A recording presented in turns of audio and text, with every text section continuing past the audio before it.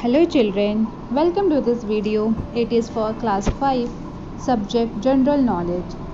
Students, in this video we are going to learn about symbolic birds. Chapter number 9, symbolic birds. So let's begin. So children, birds are different from all other animals of the world.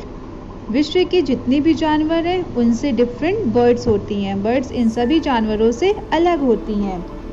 Their bodies are covered with feathers, except for the legs and feet, which are scaly. Birds की bodies किससे covered होते हैं? Feathers means पंखों से covered होते हैं. उनके पैरों को छोड़ करके देखा जाए तो उनके जो bodies होते हैं वे feathers means पंखों से covered किए हुए रहते हैं. Their four limbs are converted into wings. और उनके जो फोर लिम्स होते हैं वो विंग्स में कन्वर्ट हो जाते हैं जब वो उड़ान भरते हैं.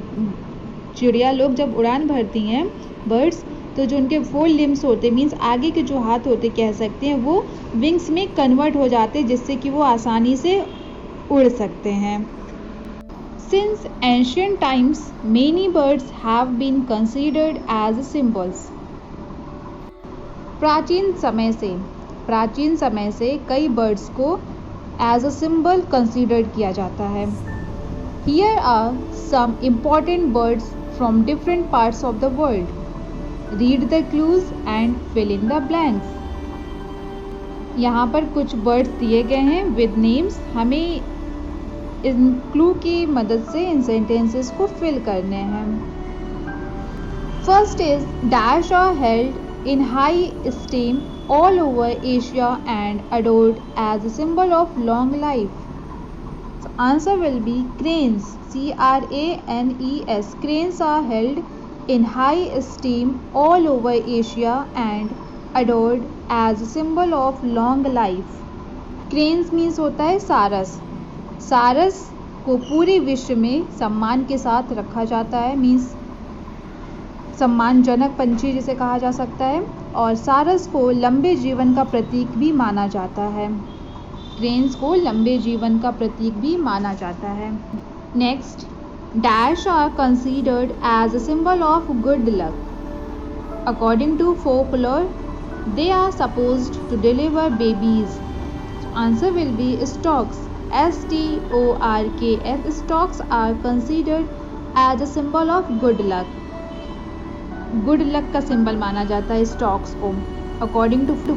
और फोकलोर के अनुसार ये जो पंछी है स्टॉक्स ये बेबीज बच्चे देने वाले होते हैं.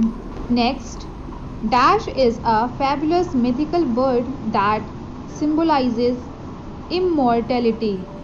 It is believed that it dies in a fire and rises again from its ashes. So the answer will be phoenix. PHOENIX. phoenix. phoenix एक पौराणिक पक्षी है जो कि अमरता का प्रतीक है. यह माना जाता है कि फिनिक्स आग में मर जाते हैं और आग से जो मरने के बाद उनके बॉडी का जो एशेज होता है मीन्स जो राख बनता है उससे वो फिर से जन्म ले लेते हैं. Next is dash are a symbol of love and peace. It is believed that if somebody dreams of them, he or she is sure to get happiness. Answer is doves. DOVES. Doves. ये जो पंछी है doves ये love और piece का प्रतीक है, प्रेम और शांति का प्रतीक है. और ऐसा माना जाता है कि यदि कोई भी व्यक्ति डव इस पंछी का सपना देखे, स्वप्न में उसे ये पंछी दिखाई दे तो इतना श्योर है कि उसे हैप्पीनेस मीन्स खुशियाँ मिलेंगी. Next is dash are loved all over Europe. Dash are loved all over Europe. They herald spring. Many poems have been written in praise of it. They are also considered as omens of a happy marriage. Answer is cuckoos. CUCKOOS. Cuckoos. Cuckoos को पूरे Europe में प्रेम किया जाता है. Means उसे जाना माना पंछी है पूरे यूरोप में. और स्प्रिंग मीन्स बसंत ऋतु की सूचना देते हैं. इंग्लिश के कई पोएम्स में पोएट्स ने इस पंछी का जिक्र किया है और इनकी प्रशंसा की है।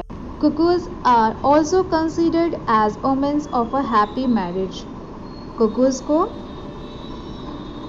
हैप्पी मैरिज लाइफ के चिन्ह भी माना जाता है, मीन्स ऐसा कंसिडर किया जाता है।